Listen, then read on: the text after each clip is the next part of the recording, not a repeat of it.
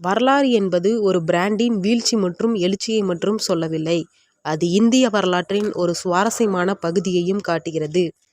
1977 இந்தியாவில் ஒரு பெரிய மாற்றம் நடந்தது. அப்போதைய அரசு விதித்த புதிய விதிமுறைகளால் கோகோ கோலா நிறுவனம் இந்தியாவை விட்டு வெளியேற வேண்டியிருந்தது.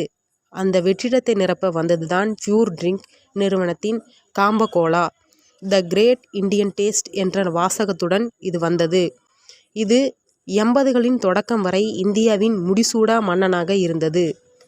1991 இந்திய பொருளாதாரம் உலகிற்கு திறக்கப்பட்ட போது கோக் மற்றும் பெப்சி போன்ற ஜாம்பவான்கள் மீண்டும் இந்தியாவுக்குள் வந்தனர். அவர்களின் பலமான விளம்பரங்கள் மற்றும் நவீன சந்தைப்படுத்துதல் முறைகளுக்கு முன்னால் காம்பாவால் ஈடுகொடுக்க முடியவில்லை. மெல்ல மெல்ல மக்கள் காம்பாவை மறக்கத் தொடங்கினர். சுமார் 20 ஆண்டுகளுக்கு பிறகு 2022 முகேஷ் அம்பானியின் ரிலையன்ஸ் நிறுவனம் காம்பா பிராண்டை வாங்கியது.